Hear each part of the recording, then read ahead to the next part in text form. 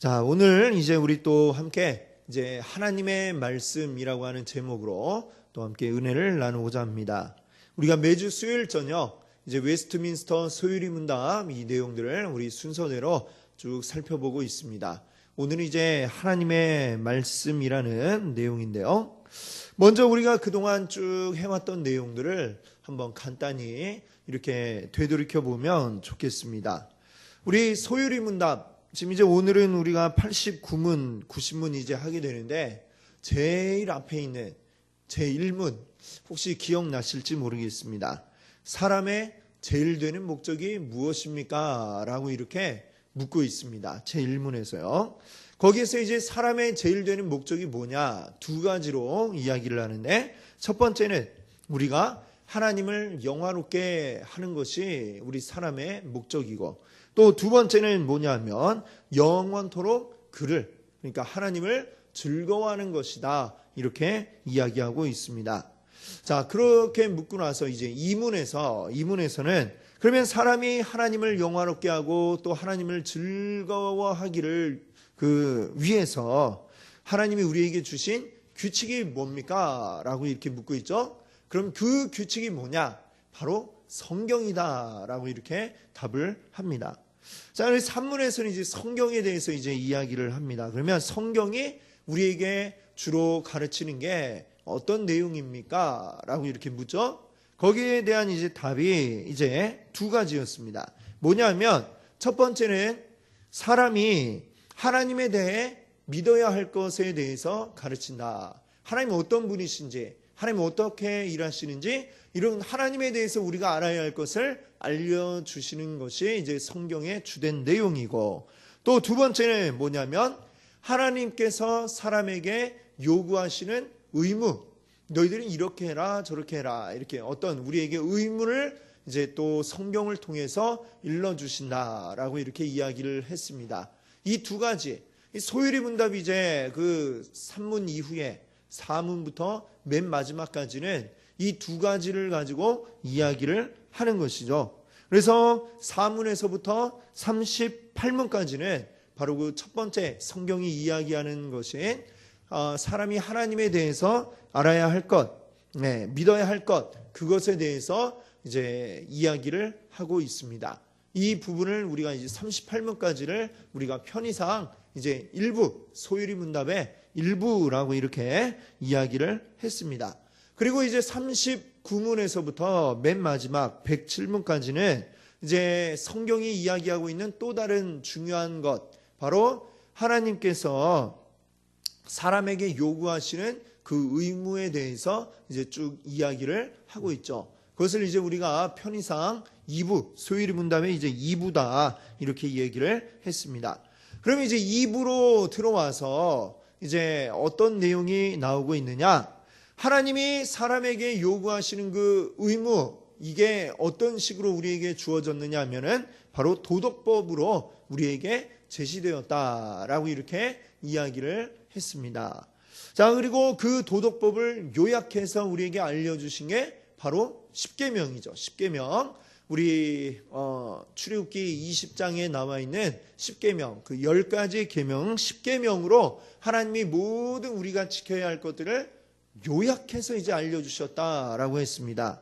자, 요약해서 알려주셨다라는 얘기는 사실은 뭐 10가지, 그냥 10개의 계명, 간단하다 이렇게 생각할 수 있지만 이게 요약된 것이기 때문에 그 의미를 깊이 우리가 생각해 보면 더 많은 것들을 이제 함축하고 있다라는 것을 우리가 살펴보면서 알 수가 있었습니다. 거의 뭐 우리 삶의 전반에 걸친 모든 부분에 대해서 이 십계명이 아주 간단하게 요약을 해서 알려주고 있는 것이죠. 자, 그 십계명 내용을 이제 우리가 소유리 문답을 통해서 이제 또 우리가 생각을 해보았는데 이 소유리 문답을 쭉 통해서 우리 십계명을 다 이제 내용들을 살펴보고 나니까 우리에게 또 드는 생각이 뭐냐? 와, 근데 이거 어떻게 다 잘 지킬 수 있지? 하는 이런 생각이 아마 여러분들 들으셨을 것입니다. 참 하나님 말씀대로 잘 산다는 것, 그대로 지킨다는 게 굉장히 어렵구나라고 하는 것을 느끼셨으리라 생각이 됩니다. 자, 이런 생각은 우리만의 생각이 아니라 사실은 모든 이 세상에 있는 사람들의 동일한 그런 생각이죠.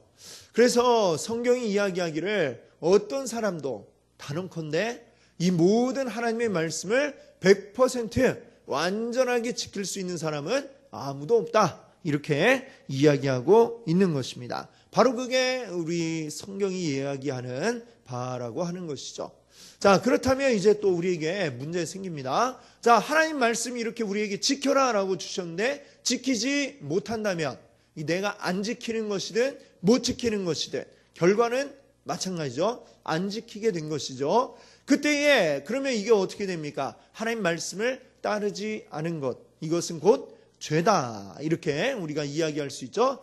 그러니까 다시 얘기하면 이 세상에 있는 모든 사람이 다 죄인이다 라고 하는 것을 이야기하고 있는 것입니다. 자, 그러면 이 모든 사람이 다 죄를 지었는데 하나님이 이 죄에 대해서 어떻게 하시느냐? 하나님은 죄에 대해서 반드시 그 대가를 치러야 된다, 이렇게 말씀하고 계십니다. 그러면 하나님이 우리에게 주시는 죄의 대가가 뭐냐? 죄의 대가를 이야기하는데 그것은 바로 모든 이제 하나님의 진노와 저주라고 이렇게 이야기하고 있습니다. 죄를 지은 것에 대해서 하나님은 그 죄에 대한 진노 그리고 저주를 내리신다, 이렇게 이야기하는 거죠. 그러면 이제 모든 사람 한 사람도 빼놓지 않고 우리는 모두 다 하나님의 진노와 저주 아래 있게 되었다라고 하는 것입니다. 자, 그러나 너무나도 감사하게도 하나님은 우리를 그 진노와 저주 가운데 내버려 두지 않으시고 이것을 피할 길을 우리에게 주셨다라고 하는 것이죠. 그럼 그 피할 길이 무엇이냐? 자, 그것을 이제 85문에서 이야기하고 있습니다. 85문에 그 세 가지를 이야기해 주는데 이 세 가지가 뭐냐? 바로 간단히 얘기하면 하나는 믿음이고, 그 다음에 두 번째는 회개, 그 다음에 세 번째는 은혜의 방편이다, 이렇게 말씀드렸죠. 자, 이 은혜의 방편이란 뭐냐? 88문, 우리 지난주에 이제 보셨는데요. 88문에 나오는 것처럼 그리스도께서 우리에게 구원의 유익을 전달하기 위해서 우리 주님이 우리에게 구원의 유익, 우리가 구원함으로써 얻게 되는 이 유익을 전달하기 위해서 이제 사용하시는 외적인 수단이다, 이렇게 얘기하고 있습니다.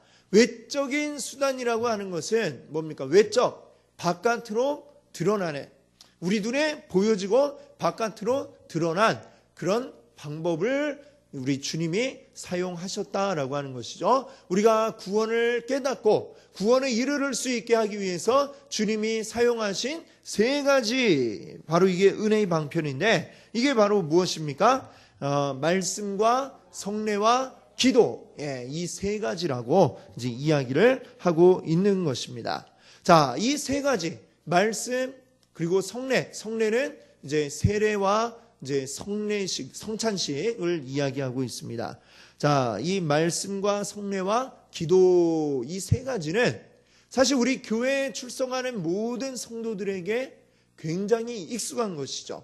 그렇지 않습니까? 말씀, 교회 와서 예배드리면 늘 말씀을 우리가 듣고, 그리고 또 기도도 하고, 그리고 또 성례도 늘 이제 우리가 매년마다 몇 차례씩 하고 있는 것입니다. 그래서 우스갯소리로 교회에 오는 사람들이 하나님보다 제일 먼저 이제 만나는 게 뭐 이 세 가지다, 말씀, 성례, 기도다, 뭐 이렇게 이야기하기도 하는데 그만큼 이것을 우리 교회에서 굉장히 우리에게 익숙한 것이고 가까운 것으로 우리가 그렇게 알고 있는 것이죠. 자, 근데 우리가 익숙하다고 이야기를 하면 한편으로는 익숙한 가운데 굉장히 잘 모르는 것들이 우리가 많이 있는 것을 보게 됩니다. 우리가 말씀이 뭐냐, 또 성례는 뭐냐, 이 성찬식 왜 하느냐 물어보면 거기에 대해서 제대로 답을 할 수 있는 분들이 사실 그렇게 많지 않다라고 이렇게 우리가 봅니다. 그러니까 우리가 굉장히 익숙한 것 같지만 익숙하면서도 사실은 익숙하기 때문에 그냥 이렇게 좀 대충 넘어가는 듯한 이런 면이 우리에게 있다는 것이죠. 그래서 이제 앞으로 이 소유리 문답을 보게 되면 바로 이 세 가지 말씀과 성례와 기도에 대해서 이제 남은 부분이 쭉 다루고 있게 됩니다. 그래서 이 시간들을 통해서 우리 굉장히 익숙한 것처럼 생각하고 있지만 사실은 좀 낯선 이 말씀과 또 성례와 기도에 대해서 우리가 좀 더 잘 알 수 있는 그런 시간이 되기를 바랍니다. 자, 그럼 이제 오늘은 그 가운데 이제 제일 앞에 나와 있는 말씀에 대해서, 이 말씀이 뭐라고요? 주님이 우리에게 주신 은혜의 방편, 우리가 구원에 가까이 나아가기 위한 은혜의 방편으로 우리에게 주신 것들 세 가지 가운데 이제 첫 번째 이 말씀인데, 자, 우리 한번 89문 이것을 한번 보겠습니다. 제가 질문을 읽고 여러분들이 한번 답을 읽어주시기 바랍니다. 제 89문, 하나님의 말씀은 어떻게 구원을 얻는데 효력이 있습니까?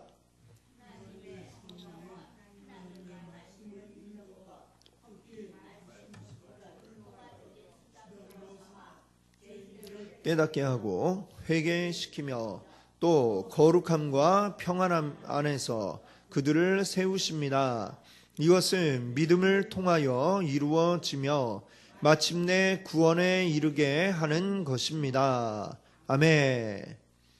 자, 이 89문을 보니까요, 성령이 이제 말씀을 통해 어떻게 우리가 구원에 이르게까지 하시는가, 말씀을 통하여 어떻게 이런 일들을 이루시는가 하는 것을 이 89문이 이야기하고 있습니다.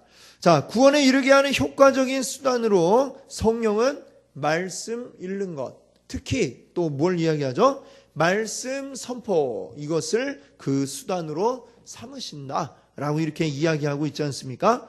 자, 그럼 이 말씀이 과연 뭐길래 이렇게까지 큰 힘을 발휘하게 되는가?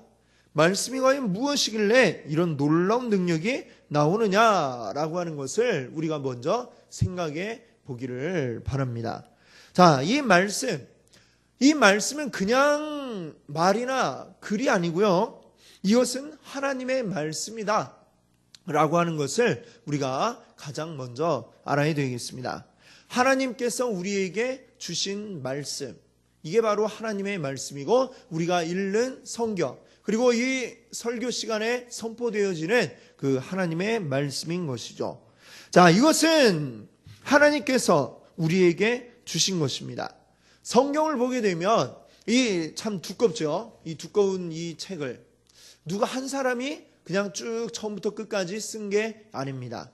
이 성경이 쓰여진 그 시간은 맨 처음 쓰기 시작한 이 모세로부터 해서 맨 마지막에 그 요한계시록 쓰여질 때까지 이 시간의 차는 거의 1000년, 1000년 이상이 되고, 그 다음에 그 사이에 이 많은 성경을 쓴 저자들은 대략 한 60명 이상, 60명은 아니겠네요.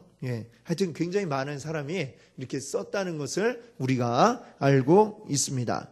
이 많은 사람들이 성경을 쓰고 또 그 오랜 세월에 걸쳐서 쓰여졌는데, 그런데도 불구하고 놀랍게도 이 성경은 굉장한 통일성을 가지고 있다라고 하는 게, 이게 참 놀라운 일이 아닐 수 없는 것이죠. 우리가 어떤 사람이 한 2명이서 만약에 책을 쓴다 하면 어떻게 그 책을 쓸까요? 이 두 사람이 늘 만나갖고 수시로 이 책의 내용을 이제 이야기를 하고, 나는 이 부분을 이렇게 쓸 테니까 당신은 또 이 부분을 이렇게 쓰시오. 그리고 서로 읽어보고 이게 좀 내가 이 얘기랑 맞는 것 같지가 않다. 한 권의 책을 만들기 위해서 두 사람이 글을 써도 굉장히 이것이 어려운 일인 것을 우리가 알 수가 있습니다. 자, 근데 수십 명의 사람들이 그것도 이 1000년 가까운 시간에 걸쳐서 이 한 권의 책을 만들어냈는데, 이 이야기가 서로 다름을 이야기하지 않고 하나의 내용으로 연결성이 있고 통일성이 있다라고 하는 것은, 이거는 정말 거의 불가능한 그런 일이라고 할 수가 있습니다. 한번 만나본 적도 없는 사람들이, 한번 이렇게 상의를 해본 적도 없는 사람들이 어떻게 이렇게 같은 내용을 일관성 있게 글을 쓸 수가 있었느냐라고 하는 것이죠. 이것은 이제 성경이 이야기를 하는데, 그렇기 때문에 이게 하나님의 말씀이라고 하는 증거가 되는 것이죠. 디모데후서 3장 16절 말씀을 보시게 되면 우리 한번 같이 읽어볼까요? 모든 성경은 하나님의 감동으로 된 것으로 교훈과 책망과 바르게 함과 의로 교육하기에 유익하니. 아멘. 자, 이 말씀을 보니까 모든 성경은 무엇에 의해서 쓰여졌다고 그러죠? 하나님의 감동. 자, 저자가 몇십 명이 되지만 그 사람들이 자기가 쓰고 싶은 대로 마음대로 쓴 것이 아니라 하나님이 그들의 마음 가운데 감동을 주신 것이죠. 어떤 내용의 글들을 써 나가야 할 것인지 하나님이 감동을 시키시고 그 내용들을 이 저자들은 써 내려가기 시작을 한 겁니다. 그렇다고 하나님이 이 성경을 딱 쓰는데 모세한테 자, 창세기 내가 불러줄 테니까 받아 적어라 하고 태초에 이렇게 하고 이렇게 하신 게 아니고, 물론 그 정확한 내용들 하나하나 구구절절히 부르신 건 아니지만 어떤 내용을 써야 할 것인지 그에게 감동을 주시고 깨닫게 하시고 알게 하셔서 이 저자들이 쭉 글들을 써나가기 시작을 했다라고 하는 것이죠. 그렇기 때문에 이 성경의 내용이 통일성이 있고 정확히 한 가지 사실을 이야기하고 있습니다. 자, 그러면 이 성경이 이야기하고 있는 것, 성경이 우리에게 말하고자 하는 것, 그것은 어떤 내용일까요? 자, 그걸 한마디로 요약을 해서 딱 뽑아낸다면 바로 예수 그리스도라고 이렇게 이야기할 수 있겠습니다. 자, 이걸 조금 더 길게 그럼 설명을 해본다면, 한 문장으로 만들어 본다면 요한복음 3장 16절이라고 우리 이야기할 수 있겠죠. 자, 이 말씀도 우리 한번 같이 읽어볼까요? 하나님이 세상을 이처럼 사랑하사 독생자를 주셨으니 이는 그를 믿는 자마다 멸망하지 않고 영생을 얻게 하려 하심이라. 아멘. 자, 이게 성경 전체, 이 두꺼운 성경책을 요약해서 한 줄로 뽑아내면 이렇게 우리가 이야기할 수 있죠. 이것이 무엇입니까? 바로 예수 그리스도를 우리에게 보내심으로 보여주신 하나님의 사랑, 그리고 그것을 믿는 자들이 이제 받게 될 구원에 대해서 이 성경 말씀은 이야기를 하고 있는 것입니다. 자, 그럼 구약 성경은 예수님 오기 전인데 예수님하고 관련이 있습니까? 이렇게 생각할 수 있지만 우리 성경이 이야기하는 대로 모든 구약은 바로 신약의 그림자다 이렇게 얘기하지 않습니까? 이 속에 예수라는 말은 나오지 않지만 그러나 모든 것들이 예수 그리스도에 대해서 이야기를 하고 있고 예수님을 증거하기 위한 말들을 하고 있고 또 예수를 준비하기 위한 그 내용들을 이 구약 성경이 일러주고 있습니다. 그리고 예수님 오신 후에 쓰여진 신약 성경은 오신 예수님에 대해서 또 앞으로 오실 그러한 예수님에 대해서 이야기를 하고 있는 것들이죠. 자, 이 말씀이 근데 우리에게 와서 이제 우리에게 능력이 나타나야 되는데 어떻게 하면 우리에게 이 말씀의 능력이 나타나느냐? 자, 그것은 우리가 읽고 또한 들을 때에 이 능력이 나타난다라고 하는 것입니다. 자, 계시록 1장 3절에 보면 이런 말씀이 있죠. 이 예언의 말씀을 읽는 자와 듣는 자와 그 가운데 기록한 것을 지키는 자는 복이 있나니 때가 가까움이라. 자, 이 말씀을 읽는 자, 듣는 자, 그리고 그것을 지키는 자들에게 복이 있다. 하나님의 말씀을 읽고 듣고 지키는데 복이 있다는 것이죠. 또 로마서 10장 17절은 이렇게 말씀하고 있습니다. 그러므로 믿음은 들음에서 나며 들음은 그리스도의 말씀으로 말미암았느니라. 아멘. 우리의 믿음이라고 하는 게, 우리 성도의 믿음이 어디에서 난다고 합니까? 바로 듣는 것. 자, 근데 뭘 듣느냐? 아무거나 들으면 되는 게 아니라 바로 그리스도의 말씀, 하나님의 말씀을 우리가 듣는 데서 우리의 믿음이 자라나게 된다. 이렇게 말씀하고 있는 것이죠. 자, 이렇게 해서 우리가 하나님 말씀을 들을 때 그때에 우리에게 믿음이 생겨난다라고 하는 것이죠. 그리고 89문이 말하고 있듯이 말씀을 읽고 듣는 자는 어떻게 됩니까? 죄를 깨닫게 되고 그리고 회개하게 된다는 것이죠. 그리고 또 거룩함과 평안함을 우리가 얻게 되는 것입니다. 그렇게 구원에 이르게 되는 것이죠. 자, 말씀이 단순한 어떤 글자 또는 어떤 말, 이것을 뛰어넘어서 이렇게 우리를 구원에까지 이르도록 만드는 그 이유가 무엇인가? 한마디로 얘기하자면 성령님 때문입니다. 성령님.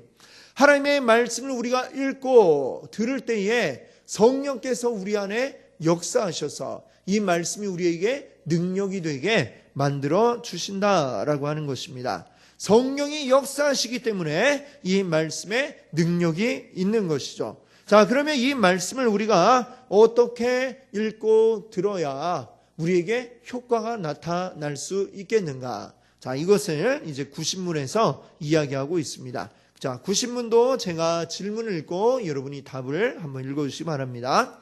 말씀을 어떻게 읽고 들어야 구원의 효력이 됩니까?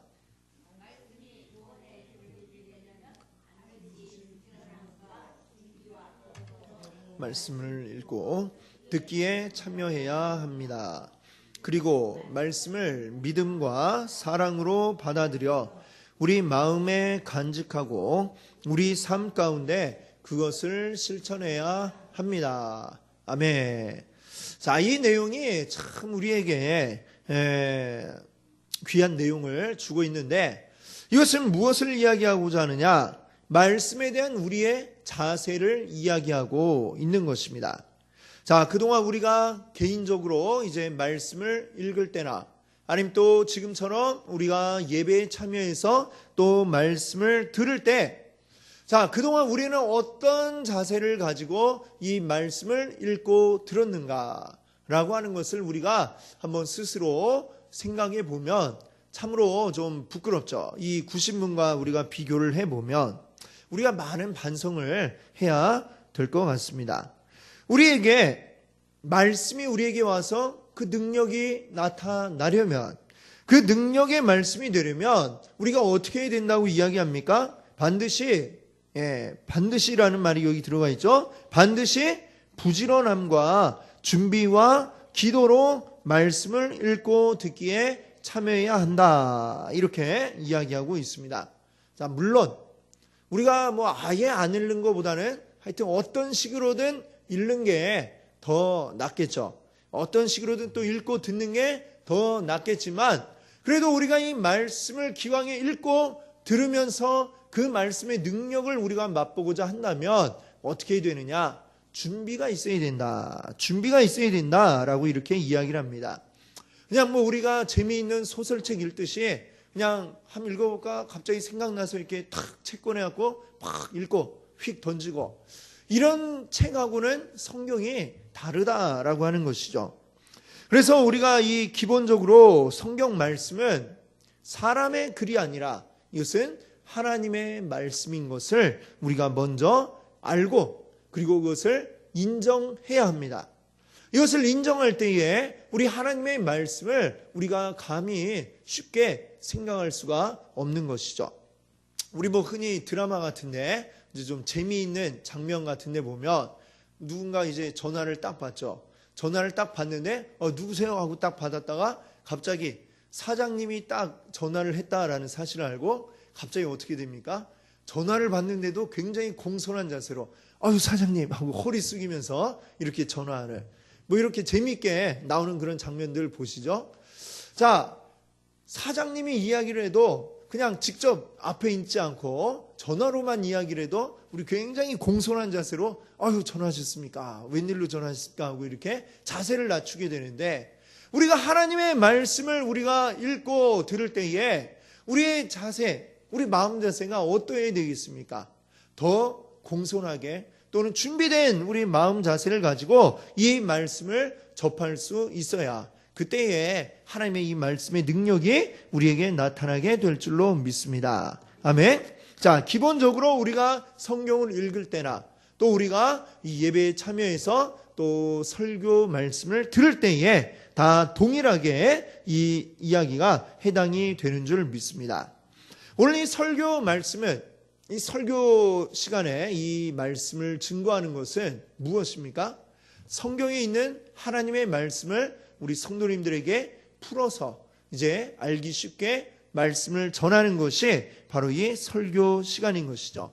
그럼 이 말씀 선포의 시간을 우리 성도님들이 이제 받아들이실 때에 이 말씀을 그냥 목사 개인의 어떤 하고 싶은 그런 이야기를 하는 것으로 받아들여서는 안 된다라고 하는 것입니다. 목사 자신도 역시 이 말씀을 준비할 때에 마찬가지로 내가 하고 싶은 말 여기에서 그냥 하는 것이 아니라 하나님의 말씀을 온전하게 내가 전하기 위해서 그렇게 우리 항상 이제 마음을 가지고 또 이 말씀을 준비해서 또 여러분에게 이렇게 선포하고 있는 것이죠. 저도 잘 준비를 해야 되지만 또 들으시는 여러분도 굉장히 잘 이 마음의 준비를 하고 또 기도하면서 말씀을 받아들이실 때에 또 큰 은혜와 능력이 나타나게 될 줄로 믿습니다. 아멘. 예. 저는 이제 그래요. 주일날 말씀을 딱 이제 전하고 나면 예배가 끝나고 나면 그러고 나면 이제 주일 저녁부터 이제 또 벌써부터 다음 주일날 전할 말씀에 생각을 하면서 어깨가 이제 무거워지는 벌써부터 이제 주일 저녁부터 그래요. 그럼 이제 한 주간 동안 어떻게 주일날 말씀을 전할까 늘 이제 생각하는 것들이 이제 그렇고 뭘 봐도 저거는 말씀에 어떻게 또 넣으면 좋을까 뭐 이런 것들을 생각하면서 이제 보고 듣고 이렇게 한 주간을 쭉 지내고 또 기도하면서 오늘도 이 한 주간의 말씀도 또 은혜의 말씀이 되게 해달라 이렇게 기도하면서 그렇게 해서 이제 토요일 늦은 밤까지 계속해서 이제 말씀을 준비를 합니다. 마치 뭐랄까요, 이 비유가 적절할지 모르겠지만 마치 저도 이 산모가 아이를 이제 10개월 동안 이제 가지고 있다가 낳는 것처럼 그런 마음으로 저도 한 주간을 이 말씀을 잘 이렇게 가지고 있다가 이제 출산을 하는 거죠. 저도 그런 그거 가지고 또 출산의 고통과 비교가 되겠느냐 하지만 저에겐 역시 육체적인 그런 고통은 없겠지만 비슷한 이 출산과 맞먹는 그런 고통이 또 저에게도 있는 것 같습니다.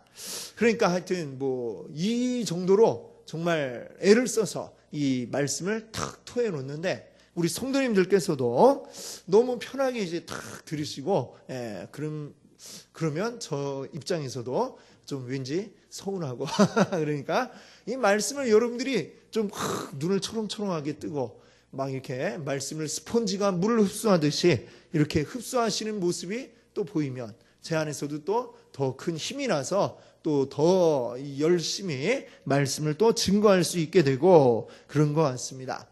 여러분이 그렇게 말씀을 잘 받아들이시기 위해서는 저도 잘 준비를 해야 되지만 들으시는 여러분도 이 기도와 준비가 필요하다라고 하는 것이죠. 여러분도 기도와 준비를 해서 이 주일날 오늘 또 어떤 은혜의 말씀이 우리에게 선포될까 기대하고 딱 오셔야 그래야 뭐라도 하나 거기에서 은혜를 받으실 수가 있는 것입니다. 그래서 그 준비를 어떻게 하시느냐 하면 이제 주중에는 여러분들이 이제 말씀을 전할 목사가 이 말씀 준비를 잘 하나님의 은혜 가운데서 할 수 있도록 그렇게 여러분들이 또 저를 위해서 기도를 해주시고 또 여러분 본인 자신을 위해서도 또 내가 하나님 말씀을 들을 때에 그 말씀이 잘 내 속에 들어와서 내 마음 심령을 적시고 그리고 그 안에서 역사가 일어나고 말씀을 통해 능력이 나타나서 우리 삶이 변화될 수 있게 하나님 그렇게 인도해 주시기 바랍니다. 이런 기도를 쭉 해오면서 여러분이 탁 예배에 참여해서 말씀을 들으시면 아무리 못하는 그 설교를 하더라도 여러분이 큰 은혜 받게 되실 줄로 믿습니다. 아멘. 그래서 아무리 말 잘하는 사람이 와도 이 마음의 문을 아예 딱 닫아버리면은 그 말씀이 은혜를 줄 수가 없는 것이고, 그러나 아무리 그 언변이 없어도 그래도 여러분이 잘 준비되어져 있다면 그 말씀이 우리 안에서 능력이 나타나게 될 줄로 믿습니다. 아멘. 바울도 보면 그렇잖아요. 바울이 이제 자기에 대해서 설명하면서 자기는 이렇게 언변이 없다. 바울이 참 아는 것은 많은 사람인데 공부도 굉장히 많이 했잖아요. 그 가말리엘 문화에서 공부를 했는데 지금으로 치면은 뭐 우리나라에서는 최고 인류 대학, S대학을 나온 거나 같은 그런 정도의 학력 수준이라고 우리가 보시면 되겠습니다. 공부는 굉장히 많이 한 사람인데 본래 좀 아는 게 많은 분들이 보면 말을 잘 못하시는 것 같더라고요. 학교에도 보면 교수님 이렇게 굉장히 공부 많이 한 교수님이신데 굉장히 가르치는 건 잘 못하는 이런 것도 제가 많이 보고 그랬는데 바울도 아마 좀 이렇게 말에는 실력이 없었던 것 같습니다만 그러나 그럼에도 불구하고 바울이 가서 말씀 전할 때 그 가운데 복음을 받아들이고 능력이 나타나고 역사가 나타났던 것을 또 그 시간에 임한 그 성도들의 마음밭이 굉장히 좋았기 때문에 이런 역사들이 또 나타나게 된 줄로 믿습니다. 마태복음 13장에 보면 그 씨 뿌리는 비유가 나오지 않습니까? 똑같은 씨가 이제 쫙 뿌려지는데 어떤 씨는 100배, 60배, 30배 결실을 거두는데 어떤 씨들은 결실을 거두지 못하죠. 그 왜 그렇습니까? 씨가 문제가 있는 게 아니고 밭에 문제가 있기 때문에 그런 것이죠. 길가에 떨어진 씨, 또 돌밭에 떨어진 씨, 그리고 가시밭에 떨어진 씨, 이런 씨들은 열매를 맺으려고 해도 이게 뭐 뿌리 내리기가 힘들고 또 줄기가 자라나기가 어려우니까 결국에는 열매를 맺지 못했습니다. 좋은 밭에 떨어진 씨가 열매를 거둘 수가 있었습니다. 그래서 우리 하나님 말씀을 우리가 듣고 또 읽을 때에 무엇보다도 우리의 마음밭이 좋은 옥토밭이 되기를 우리가 또 늘 바라면서 기도하고 애쓸 때에 이 말씀이 우리 가운데서 역사가 나타나게 될 줄 믿습니다. 자, 그리고 우리 마음밭에 씨가 뿌려졌는데 좋은 밭이 되었다고 해서 바로 그렇게 열매가 나오는 게 아니죠.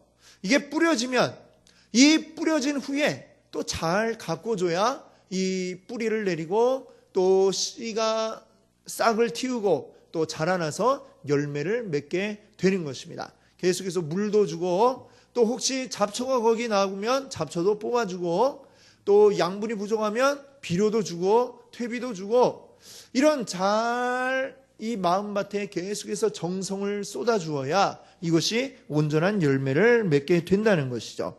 그래서 이 구신문에 보면 뒷부분에 이렇게 이야기를 하고 있지 않습니까? 말씀을 믿음과 사랑으로 받아들여 우리 마음에 간직하고 우리 삶 가운데 그것을 실천해야 합니다. 아멘. 자, 이것을 야고보서에 보니까 야고보서는 이렇게 말씀합니다. 한번 같이 읽어볼까요? 너희는 말씀을 행하는 자가 되고 듣기만 하여 자신을 속이는 자가 되지 말라. 아멘. 자, 이 야고보서 1장 22절 말씀해 보니까 듣고 가만히 있는 사람은 어떤 사람이라고 그래요? 자기를 속이는 자다. 이렇게 얘기합니다. 자, 말씀이 나에게 뭔가를 주었으면, 뭔가를 느끼게 하고 찔림이 있게 했으면 그 다음에 어떻게 해야 되는 것입니까? 말씀을 가지고 이제는 변화가 되어야 하는 것이죠. 내 삶의 변화된 모습을 이루어내야 하는 것입니다. 이것을 행함이라고 이렇게 야고보서는 이야기하고 있는 것입니다. 자, 우리가 말씀을 아무리 많이 읽고 들어도 내 삶에 아무런 변화가 나타나지 않는다고 한다면 그 이유는 무엇이냐? 나에게 행함이 없기 때문입니다. 말씀을 나의 마음에 새기고 그 다음에 말씀대로 살아가려고 하는 결심이 나의 행함으로까지 내 몸이 움직이는 데까지 이어져야 하는 것입니다. 만약에 그렇지 못하면 그냥 좋은 얘기 들었네.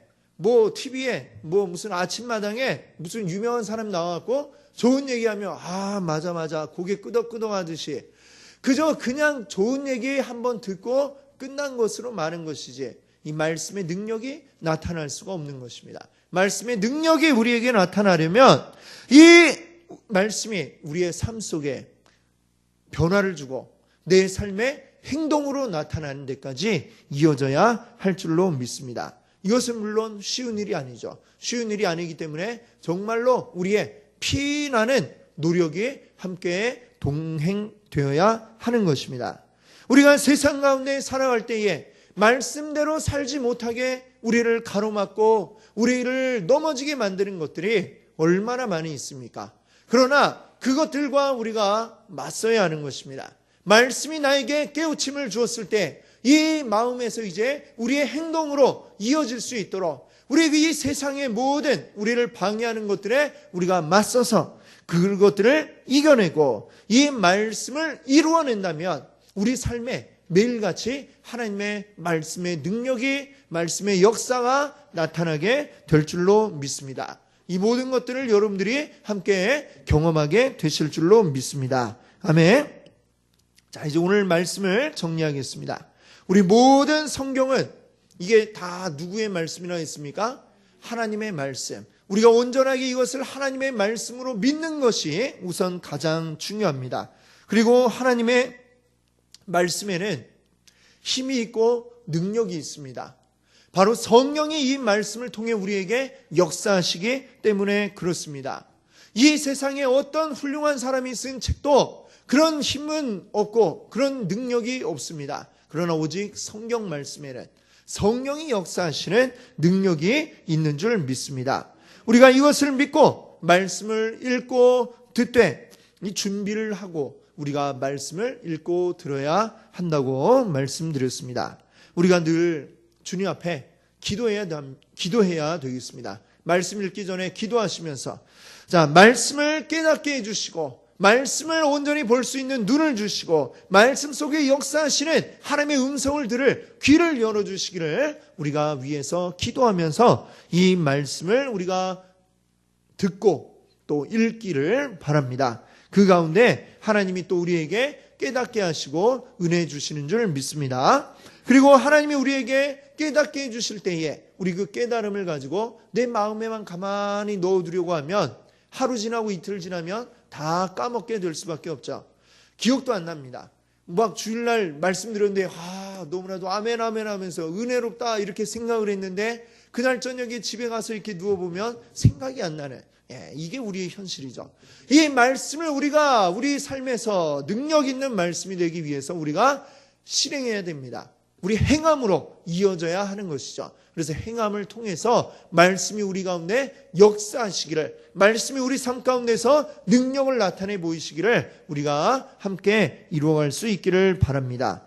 우리가 아무리 힘들지라도 하나님께 기도하며 말씀 가운데 또 그 깨달음을 가지고 힘써 행할 때에 주님이 역사하시고 모든 거 이루시는 분은 내가 아니라 누굽니까? 바로 우리 성령님 하나님이신 줄 믿습니다. 아멘. 언제나 우리 가운데 역사하시는 하나님의 그 큰 은혜가 우리 가운데 넘쳐나기를 바랍니다. 자, 우리 한번 이 시간에 한번 같이 기도해